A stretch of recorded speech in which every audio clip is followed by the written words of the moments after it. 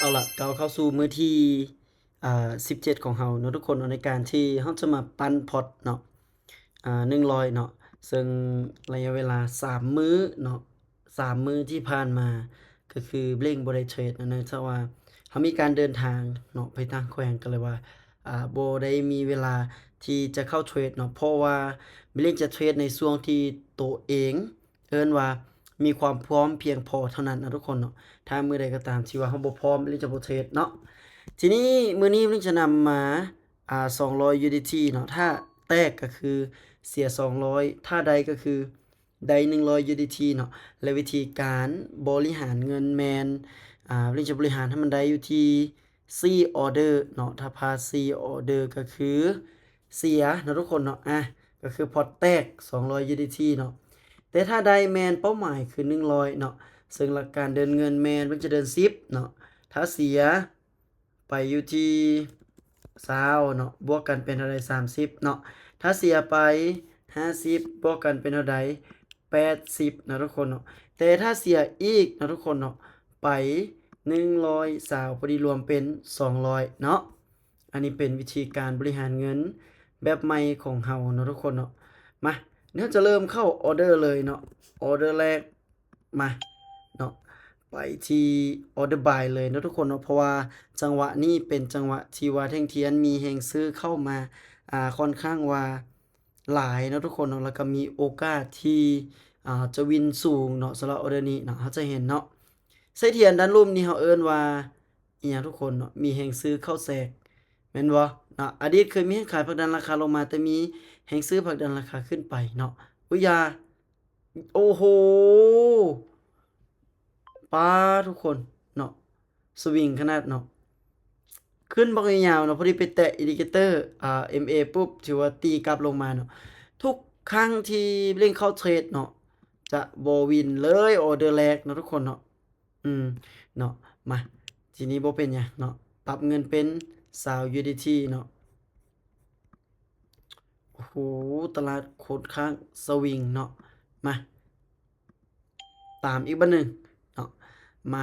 ทีนี้เราจะมีความมั่นใจเพิ่มขึ้นเพราะว่า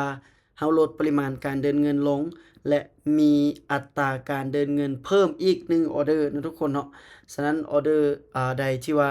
มั่นใจได้บ่มั่นใจได้เราก็จะไปนะทุกคนเนาะแล้วเน้นการบริหารเงินโดยการคูณเงินขึ้นไปเอานะทุกคนเนาะได้บ่ขึ้นได้บ่ขึ้นได้บ่อีกนิดหนึ่งอีกนิดหนึ่ง3 2 1อีกนิดหนึ่งอึ๊บอ้อค้างเลยเนาะ เราพลาดไปที่2ออร์เดอร์ต่อเนื่องกันเนาะทุกคนเนาะทีนี้เราจะไปอยู่ที่50 USDT เนาะทุกคนเนาะมาเนาะอันนี้แหละคือการเทรดเนาะทุกคนเนาะมันก็อาจจะมีอ่าได้อาจจะมีเสียเนาะทุกคนเนาะแต่โดยรวมก็คือวิธีการบริหารเงินของเราเนาะเป็นหลักเนาะมาเนาะในเมื่อมันมักลงเนาะทุกคนเราก็จะขายลงมาเนาะทีนี้เรามาเบิ่งนำกันเนาะว่าตลาดมันจะลงมาให้เราได้บ่เนาะทุกคนเนาะ ตอนนี้เรามีอัตราการบริหารเงินก็คือเพิ่มขึ้นเนาะทุกคนเนาะเพิ่มขึ้นจากที่ว่าเป็น3ออร์เดอร์ก็จะกลายเป็น4ออร์เดอร์เนาะทุกคนเนาะตอนนี้ก็ถือว่าเป็นแท่งเทียนสีแดงลงมาเนาะทุกคนเนาะทีนี้เรามาลุ้นเบิ่งนำกันเนาะทุกคนว่ามันจะวินให้เราได้บ่โอเคสวยเนาะตอนนี้ก็ถือว่าอ่าวินไปเนาะทุกคนเนาะ เดี๋ยวเราปรับเงินเนาะทุกคนเนาะปรับเงินอ่ากลับมาเดิน10คือเก่าเนาะซึ่งเป้าหมายของเราแม่น100 USDT เนาะเดี๋ยวเราจะเบิ่งออร์เดอร์นี้อีกเทื่อหนึ่งเนาะทุกคนเนาะอ่าแท่งเทียนแท่งนี้ให้ซื้อเข้ามาหลายไปซื้อเบิดหนึ่งเนาะอ่ะโอเคเนาะทุกคนเนาะมาทีนี้เรามาลุ้นเบิ่งนำกันเนาะว่ามันจะวินให้เราได้บ่เนาะหรือว่ามันจะบ่วินเนาะทุกคนเนาะถ้าหากว่าออร์เดอร์นี้ขึ้นไปได้ก็ถือว่าเราจะมีโอกาสที่จะวินเนาะอื้อฮืออาขึ้นโคตรสูงก็ยังว่าตีโตลงมาเนาะทุกคนเนาะดันกลับไปได้บ่โอ้โฮนิ่งเลย ออเดอร์นี้ก็ถือว่าเฮาเสียไปเนาะทุกคนเนาะบ่เป็นหยังเนาะหลังจากที่เสียเพิ่นจะปรับเงินขึ้นไปเนาะปตลาดบางงามเนาะทุกคนเนาะขึ้นไปบางงามลงมาเฮ็ดให้เฮาเสียซ้ำเนาะมาซื้ออีกบัดหนึ่งเนาะทุกคนเนาะทีนี้เฮามาลุ้นเบิ่งนำกันเนาะว่าเฮาจะวินบ่เนาะสำหรับออเดอร์นี้เนาะถือว่าเป็นนักเรียนที่มีแรงซื้อเข้ามาค่อนข้างว่าหลายเนาะทุกคนเนาะทางนี้ก็ถือว่าโอ้ขึ้นบ่งามๆลงมาทางนี้ก็ขึ้นบ่งามลงมาเนาะทุกคนเนาะอื้อฮือตลาดค่อนข้างว่าสวิงเนาะทุกคนเนาะถือว่ามันเป็นนักเรียนสลับแล้วเนาะทุกคนเนาะมาเดี๋ยวมันสลับเราจะเข้าสลับตามมันเลยเนาะวินวิน1เสีย2วิน1เสีย2อันนี้แหละคือการเทรดเนาะทุกคนเนาะมามันสิบ่ขึ้นบ่เดี๋ยวนี้เนาะมันสิบ่ขึ้นแท้บ่เนาะเดี๋ยวรอช่วงตอนท้ายเนาะมามันสิบ่ขึ้นแท้บ่เนาะ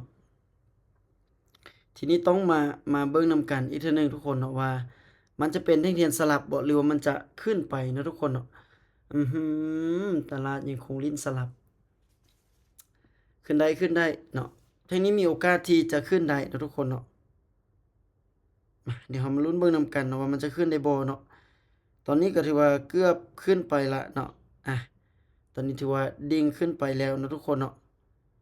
มาเนาะมาลุ้นเบิ่งนำกันโอเคสวยเนาะเราจะมาวินอยู่ที่ออเดอร์ที่3เนาะทุกคนเนาะบ่เป็นหยังเนาะมาเดี๋ยวเราจะปรับเงินขึ้นไปวินออเดอร์ใดก็อย่าเนาะโดยรวมเรามีการบริหารเงินแล้วเรามีทางกำไรกลับมาเนาะสลับ2แท่ง3แท่งแท่งนี้ก็เกือบนะทุกคนเห็นบ่แท่งดันขึ้นมาได้เนาะมาในเมื่อมันดันขึ้นมาได้เราก็จะตามซื้อไปเรื่อยๆเราจะซื้อจนกว่าจะรวยเนาะทุกคนเนาะมาเราจะซื้อจนกว่าจะรวยเนาะมาแท่งนี้ก็หวังว่าตลาดจะเริ่มโอ้โฮแท่งนี้เริ่มหมดแท่งนี้ก็ดันเนาะขึ้นไปเนาะลุ้นว่ามันจะขึ้นแบบแท่งนี้ได้บ่เนาะแต่แท่งนี้มีแรงซื้อน้อยเนาะทุกคนเนาะแต่แท่งนี้มีแรงซื้อหลายเนาะก็เลยว่าดันขึ้นไปได้เนาะแท่งนี้ได้บ่ขึ้นไปอีกนิดหนึ่งวิเดียวโอ้โฮบ่ขึ้นเนาะบ่ขึ้นบ่เป็นหยังเนาะมาทีนี้ในเมื่อมันบ่ขึ้นเราก็จะตามขายลงมาเนาะทุกคนเนาะอืมโอ้แท่งเขียนแบบนี้ลำบากใจเนาะอัยยามาบ่ซีเรียสเนาะเรายังมีโอกาสอีก2ครั้งเนาะเออบางเทื่ออาจจะมีโอกาสวินเนาะทุกคนเนาะใช้คำว่าบางเทื่อซะเนาะเพราะว่าการเทรดคือการที่เราวิเคราะห์กับตลาดเนาะทุกคนเนาะฉะนั้นอาจจะมีช่วงที่ว่าวินเนาะแล้วอาจจะมีช่วงที่เฮ็ดให้เราบ่วินเนาะมาตอนนี้เรามาลุ้นเบิ่งนำกันเนาะทุกคนเนาะว่าเราจะวินบ่น่าจะบ่มีปัญหาเนาะทุกคนเนาะน่าจะบ่สวิงขึ้นเนาะอย่าเด้ออย่าเด้อโอเคสวยออเดอร์นี้เรามาวินอยู่ที่ออเดอร์ที่2เนาะทุกคนเนาะ1บ่วินเนาะมาวิน2ทุกครั้งที่วินแม่นเราจะปรับเงินกลับมาเดินคือเก่าเนาะเดี๋ยวมาเบิ่งแท่งนี้นำกันทุกคนอื้อฮือโอ้โฮมาอยากลงมาแม่นบ่อยากลงมาก็ขายต่อเนาะขายจนกลัวว่ามันจะเสียเนาะทุกคนเนาะบางเทื่อเราขายไปมันอาจจะวินเรื่อยๆก็มีเนาะฉะนั้นเราก็จะขายไปเรื่อยๆเนาะลงมาเนาะลงมางามๆอันนี้แหละคือความเสี่ยงทุกคนเนาะบางคนเนาะเล็งเห็นมาคอมเมนต์ในช่องคอมเมนต์ว่ามีงบ10แต่สามารถเทรดได้ไปฮอด170 เนาะแต่เป้าได้คือ200อ๋อแบบโคตรเก่งเลยเนาะคันว่าเทรดได้แบบนั้นเนาะก็คือว่าเอิ้นว่าเก่งเนาะแต่ว่าโดยรวมก็มันจะมีทั้งข้อดีแล้วก็ข้อเสียเนาะคือข้อเสียคือหยังคืออ่าเราอาจจะติดเป็นนิสัยเนาะในการเทรดแบบติดมันจนแบบบ่เกิดเฮ็ดอิหยังหั้นน่ะเนาะก็คือเทรดอย่างเดียวน่ะเทรดเอาเป็นเอาตายเนาะแต่ว่าข้อดีก็คือเรามีเทคนิคฉะนั้นเราต้องปรับหน่อยหนึ่งคือเพิ่มวิธีการบริหารเงินใส่เนาะทุกคนเนาะแล้วก็เพิ่มวินัยของเราเข้าไป เนาะเช่นว่ามีเป้าได้เป้าเสียที่ชัดเจนเนาะรู้ว่าได้ก็ต้องหยุดเนาะได้ก็ถอนออกมาเนาะแบบนี้มันจะดีกว่าเนาะมามาลุ้นเบิ่งนำกันทุกคนแฮ่งนี้ว่าจะวินบ่เนาะตอนนี้เป็น trend งามๆเนาะนิ่งๆเด้อวิสุดท้ายบ่เอาเด้อโอเควินตอนนี้เราได้กำไร63แล้วเนาะอ่าทีนี้เนาะทุกคนเนาะ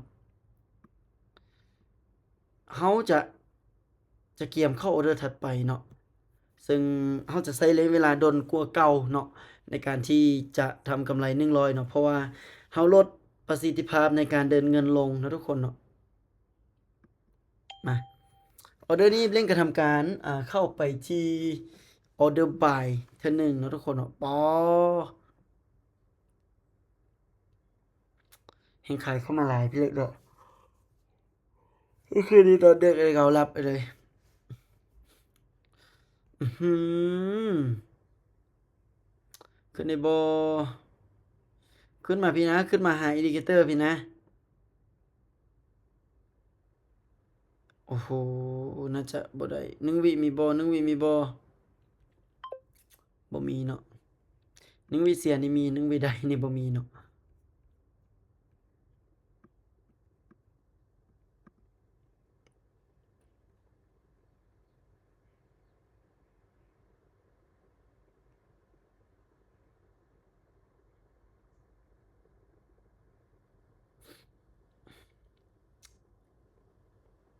มาบ่ายบัดหนึ่งเนาะทุกคนเนาะเพราะว่าเฮงซื้อเข้ามาค่อนข้างว่าจะหลายเนาะอ่าออร์เดอร์นี้ก็ถือว่ามีความมั่นใจเนาะแต่บ่ฮู้ว่ามันจะวินบ่เนาะแต่เรามั่นใจว่าเฮงซื้อเข้ามาค่อนข้างว่าหลายในจุดๆนี้เนาะแล้วก็มั่นใจว่ามันจะมีโอกาสที่จะขึ้นเนาะฉะนั้นเราก็เลยว่าทำการกดเข้าไปที่ออร์เดอร์ buy เนาะ ทีนี้ต้องมาลุ้นเบิ่งนำกันเนาะว่าจะวินบ่หรือจะดีดตอนท้ายเนาะเพราะว่าปลิงเคยเจอหลายเทื่อใดๆที่มันดีดตอนท้ายให้เสียแล้วก็ดีดตอนท้ายให้ได้ก็มีเนาะเป้าหมายอยู่บ่ไกลเกินเอื้อมเนาะทุกคนเนาะมาทีนี้เรามาเบิ่งนำกันเนาะทุกคนเนาะ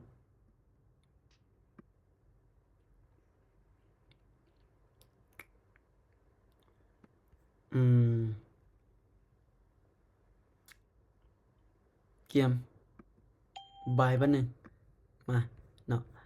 ทีนี้มาเบิ่งนำกันว่ามันจะขึ้นไปได้บ่เนาะ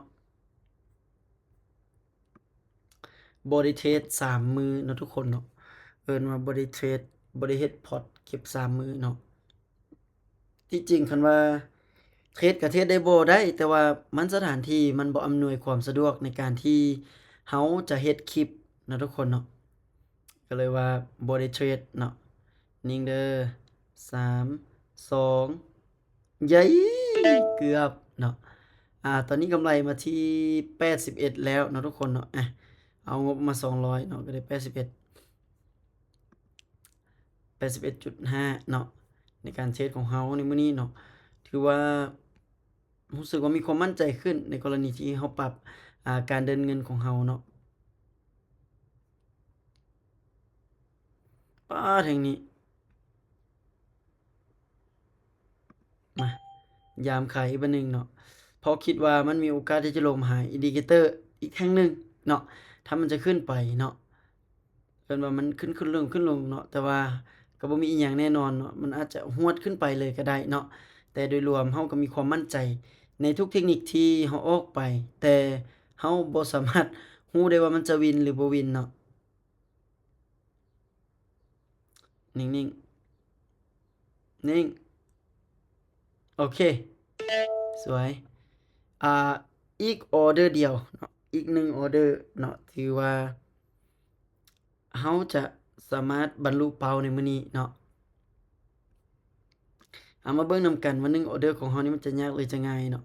ถ้าแท่งนี้เป็นแท่งแดงเนาะเล็งก็จะขายต่อเนาะแต่ถ้าเป็นแท่งเขียวเล็งจะซื้อขึ้นไปเนาะแท่งเขียวแม่นหยังแม่นแฮ่งซื้อแม่นบ่ไผที่เคยได้เรียนแท่งแดงแม่นหยังแฮ่งขายเนาะออเดอร์นี้ถือว่าตัดทะลุเนาะตัดทะลุอินดิเคเตอร์ลงมาเนาะก็มีโอกาสที่จะลงมาหาโซนแนวอ่ารับของเฮาเนาะทุกคนเนาะมาลุ้นเบิ่งนำกันเนาะบัดนี้เนาะลุ้นเบิ่งนำกันว่ามันจะวินบ่เนาะถ้าออเดอร์นี้บ่วินเนาะน่าจะบ่วินแล้วแหละนะทุกคนเนาะเฮาก็จะได้คูณเงินถ้าวินวิเดียววิเดียววิเดียว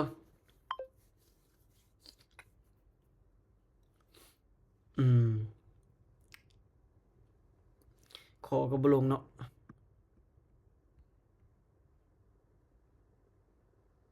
มาเดี๋ยวมาเบิ่งออเดอร์นี้นำกันทุกคนออเดอร์นี้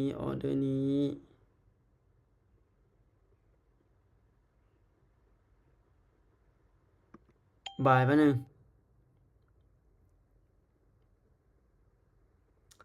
มาเบิ่งนำกันเนาะว่าแท่งนี้จะวินบ่เนาะ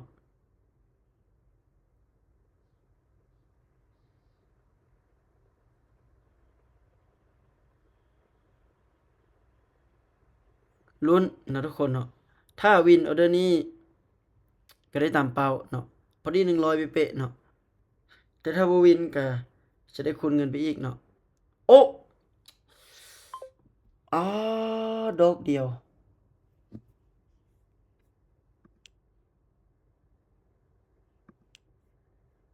โอ้โฮ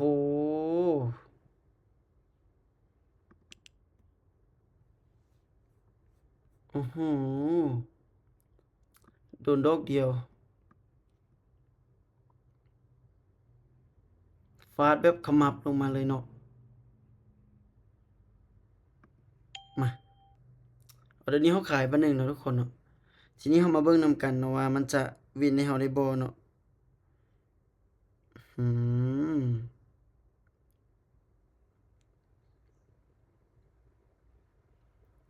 พิลึกเนาะทุกคนเนาะ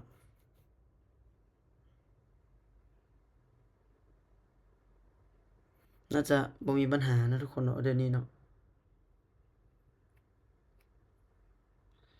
โอเคเราก็ถือว่าได้กำไรเนาะทุกคนเนาะสำหรับการเข้าออเดอร์ของเราในมื้อนี้เนาะอันนี้แหละคือความเสี่ยงในการเทรดเนาะทุกคนเนาะก็เชื่อว่าหลายๆคนเนาะที่ได้เข้ามาศึกษาเนาะได้เข้ามาเรียนรู้ในเทคนิคการเทรดในเรื่องของการเทรดก็จะเข้าใจนะว่าตลาดมันมีความเสี่ยงเนาะทุกคนเนาะก่อนที่ว่าเราจะได้ตามเป้าก็บ่แม่นของง่ายๆเนาะทุกคนเนาะเราเริ่มอยู่ที่36นาทีตอนนี้54ถือว่าคลิปของเราลากยาวไปเลยเนาะทุกคนเนาะในระยะเวลาเราก็เทรดตั้งแต่วันที่เท่าใดเนาะ30นี่เนาะเราเทรดวันที่23เนาะมื้อนี้วันที่27ก็ถือว่าเราบ่ได้เทรดมาเป็นระยะเวลา2324เนาะ25 26เนาะมื้อนี้27เนาะ3มื้อที่ว่าเราบ่ได้เทรดเนาะเอามาเทรดมื้อนี้เนาะก็ถือว่ามีกำไรเนาะทุกคนเนาะอันนี้ก็ถือว่าเป็นอีกหลายๆคลิปที่อยากจะแชร์ลงไปเนาะแล้วเรามาเบิ่งว่ากำไรของเราเนาะเดี๋ยวเราจะมาถอนในอ่าในมื้อที่30ใน EP 30นะทุกคนว่าเราจะได้เท่าใดเนาะในการเทรดอิงใส่ว่าเป็น30มื้อแต่ว่ามันก็ใช้ระยะเวลาหลายกว่านั้นเนาะเราเทรดมาเนาะก็ถือว่าเป็นระยะเวลา17มื้อนี้เนาะเราก็มีกำไรอยู่ที่779เนาะทุกคนเนาะเพราะว่าหยังที่จริงการเทรด17มื้อเนาะถ้าตีเฉลี่ยว่าเราได้ทุกมื้อเนาะมื้อละ100เนาะอยู่ที่ว่า100คูณให้กับ17เนาะเราก็จะได้อยู่ที่ 1,700 แ แต่มันมีได้มีเสียก็เลยว่าเหลือแต่779เนาะทุกคนเนาะไผที่ติดตามแม่นอยู่ก็อาจจะเห็นเนาะว่ามันมันมีมือเสียที่จริงเขาก็บ่อยากเสียแต่ว่ามันเสียเนาะทุกคนเนาะก็สุดความสามารถเนาะสำหรับคลิปนี้ก็ประมาณนี้เดี๋ยวมาพบกันในคลิปต่อไปเนาะว่าเราจะสามารถทำกำไรได้บ่แต่ก็อยากจะบอกทุกคนเนาะว่าการลงทุนมีความเสี่ยงเนาะก็บ่อยากให้เอาเป็นอย่างอย่างดอกเนาะ ที่จริงการที่เรามีเงินหลายเราก็บริหารทีละน้อยเอาเพราะว่าการเทรดก็เฮ็ดเป็นอาชีพเสริมได้แต่ว่ามันก็ให้เข้าใจว่ามันมีความเสี่ยงเฮ็ดอิหยังก็มีความเสี่ยงหมดทุกคนเนาะฉะนั้นยอมรับความเสี่ยงได้จั่งค่อยตัดสินใจอ่าลงมือเฮ็ดเนาะเพราะว่ามันก็บ่ได้เหมาะสมกับทุกคนเนาะโอเคสำหรับคลิปนี้ประมาณนี้บ๊ายบายทุกคน